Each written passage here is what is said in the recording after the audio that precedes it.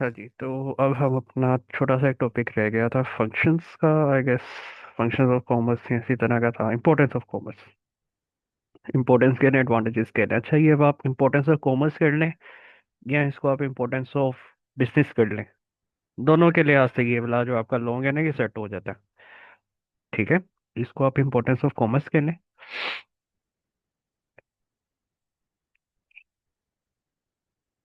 यार,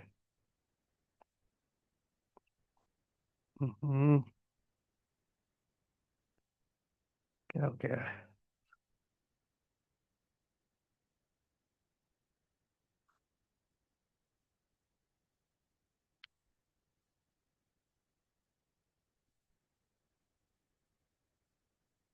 इम्पोर्टेंस।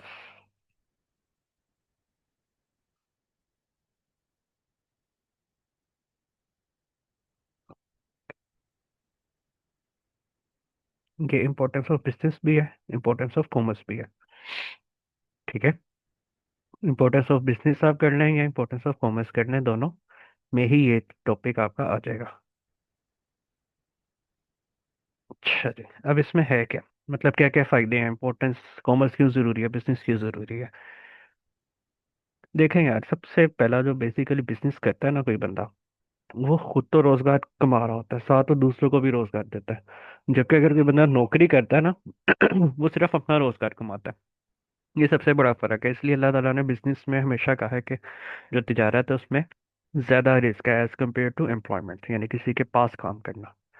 अच्छा, अब जो हमारे बुक में लिखा हुआ है, हम उसकी तरफ चलते हैं। पहला पॉइंट क्या है? Availability of goods.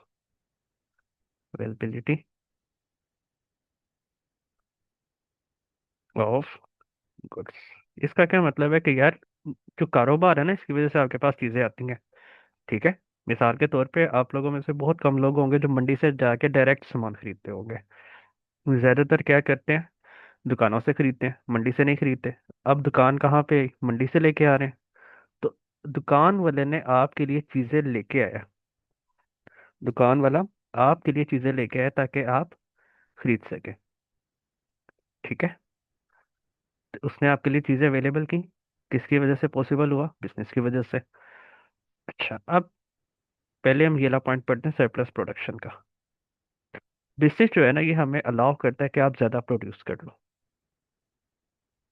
ठीक है, बिजनेस हमें अलाउ करता है कि आप ज्यादा प्रोड्यूस कर लो। ज्यादा प्रोड्यूस करने के बाद हम क्या करेंगे, उसको यहाँ वहां पे कहीं ना कहीं बेच ही देंगे, एक्सपोर्ट कर देंगे, हम दूसरे मुल्क में बेच देंगे, हम दूसरे शहर में बेच देंगे, या हम सिंपली क्या करेंगे यार, उसको वेयर हाउस में रख लेंगे। अब जब हम ज्यादा चीजें बना रहे हैं, तो हमारे पास चीजें बनेगी भी सस्ती, पर हेड कॉस्ट कम हो जाएगी। कैसे कम होगी?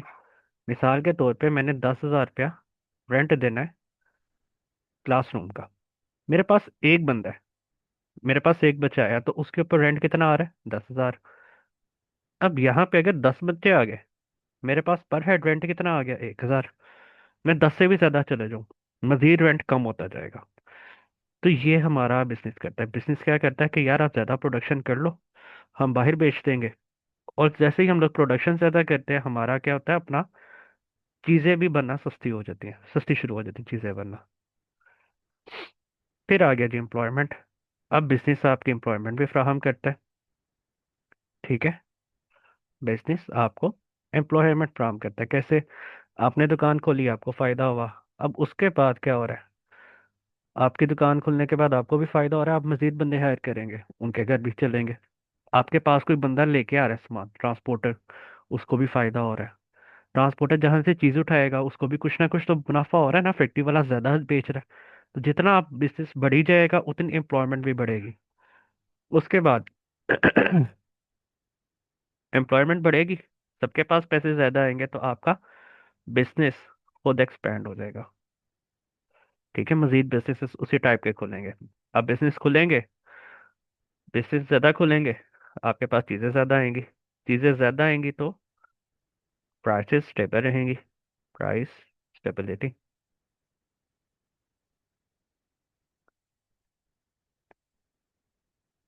एक सेकंड, क्या हो गया? प्राइस आपकी स्टेबल रहेगी, प्राइस स्टेबिलिटी रहेगी। ठीक है, प्राइस स्टेबिलिटी कैसे आती है? आपकी डिमांड और सप्लाई इक्वल होने पे। अब जब प्राइस स्टेबिलिटी रह रही है तो आपकी मोनोपली कभी भी नहीं बनेगी। मोनोपली पे आप कंट्रोल कर सकते हैं।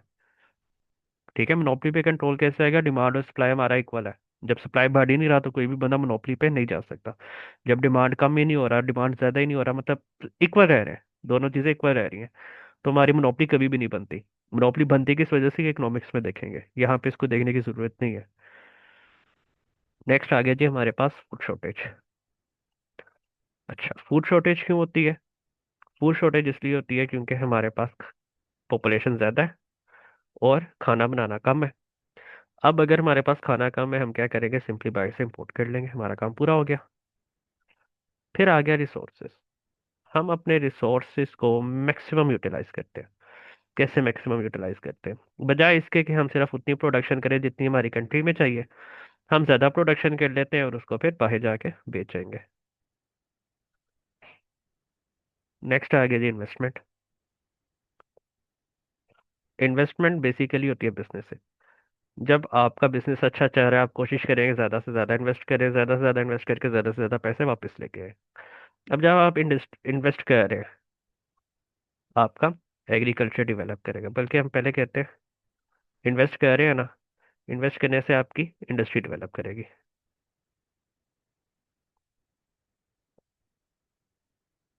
आपकी इंडस्ट्री डेवलप करेगी, कैसे डेवलप करेगी? ज़्यादा पैसे आ रहे हैं तो अल्टीमेटली ज़्यादा पैसे फैक्ट्री वालों को भी जा रहे हैं। फैक्ट्री वालों को ज़्यादा पैसे जा रहे हैं तो फैक्ट्री वालों को ज़्यादा पैसे जा रहे हैं तो फैक्ट्री वालों को भी फायदा होगा, वो भी ज़्यादा प्रोडक्शन करेंगे। ठीक है। उसके बाद अब जब फैक्ट्री वाला है, उसको फायदा हो रहा है, उसने क्या करना है? उसने सामान कहाँ से लेना है? एग्रीकल्चर से। हर एक फैक्ट्री डायरेक्टली या इनडायरेक्टली एग्रीकल्चर के साथ लगी होती है। हर एक फैक्ट्री डायरेक्टली या इनडायरेक्टली एग्रीकल्चर के साथ लगी हुई है। अब इंडस्ट्री डेवलप करे तो अल्टीमेटली हमारा एग्रीकल्चर भी डेवलप करेगा ही। Then national income.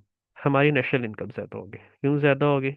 यार इंडस्ट्री भी डेवलप कर रही है, एग्रीकल्चर भी डेवलप कर रहा है, लोगों के पास भी रोजगार ज्यादा है, तो अल्टीमेटली हमारी नेशनल इनकम ज्यादा होगी। अच्छा जी, नेशनल इनकम ज्यादा होने से हमें क्या फायदा होगा? हमारी इकोनॉमी इकोनॉमी माशरा डेवलप करेगा। Economic development.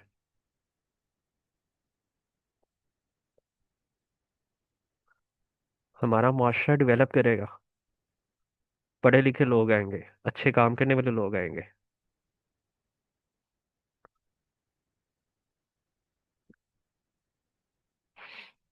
उसके बाद हमें नॉलेज ज्यादा होगी, कंज्यूमर नॉलेज ज्यादा आएगी कि कंज्यूमर क्या चीज़ पसंद कर रहा है, क्या चीज़ पसंद नहीं कर रहा, हमें ये ज्यादा पता लगेगा। अब कंज्यूमर नॉलेज पता लग रहा है तो हमारे इंटरनेशनल रिलेशंस भी बेहतर होंगे। कैसे बेहतर होंगे? हमें सिर्फ अपने मुल्क में नहीं रहना, हमने बाहर भी चीजें बेचनी है और बाहर वालों की चीजें भी खरीदनी है। ठीक है। इसकी वजह से हमारे रिलेशंस बेहतर होंगे जब हमें पता है कि यार हमें खाना एक मुल्क से खरीदना है। मिसाल के तौर पे सऊदी अरब से हमने ऑयल लेना है, पेट्रोल लेना है, हम सऊदी अरब वाले के साथ फटे डालेंगे? बिल्कुल भी नहीं। हमें पता है कि यूएसए को हमने अपने सप्लाईज बेचने, मेडिकल वगैरह बिकता है, यूएसए को बिकता है, हम इसके साथ फटे डालेंगे? बिल्कुल भी नहीं डालेंगे। क्यों नहीं डालेंगे? यार उसने लेने से मना कर दिया, हमारी तो इंडस्ट्री खराब होगी। तो जब हमारी इंडस्ट्री डेवलप कर रही होती है, हमारी कॉमर्स डेवलप कर रही होती है, अल्टीमेटली हमारा मुल्क इंटरनेशनली भी रिकग्नाइज किया जाता है। जब इंटरनेशनली रिकग्नाइज किया जाएगा, हमारे इंटरनेशनल रिलेशंस भी बेहतर हो जाएंगे। नेक्स्ट आ गया जी मिडल मैन। मिडल मैन क्या होता है? एजेंसीज को कहते हैं। एजेंसीज भी आपकी ग्रो करेंगी। इंपोर्टर एक्सपोर्टर सारा कुछ जो है ना, ये आपका मिडल मैन, उसके लिए कंबाइंड वर्ड इस्तेमाल होता है।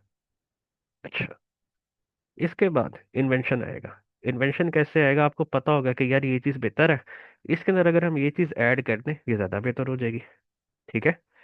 यहाँ पे हो जाता है हमारा चैप्टर नंबर 2 खत्म। इसके बाद हमारे पास डिफरेंसेस हैं, वो एक बार आप खुद पढ़ेंगे। अगर किसी को कोई इशू आया, मैंने नंबर आपको पहले भी दिया हुआ है, वहाँ पे आप रब्ता कर सकते हैं, वैसे मैं इधर भी लिख देता हूँ। 0303507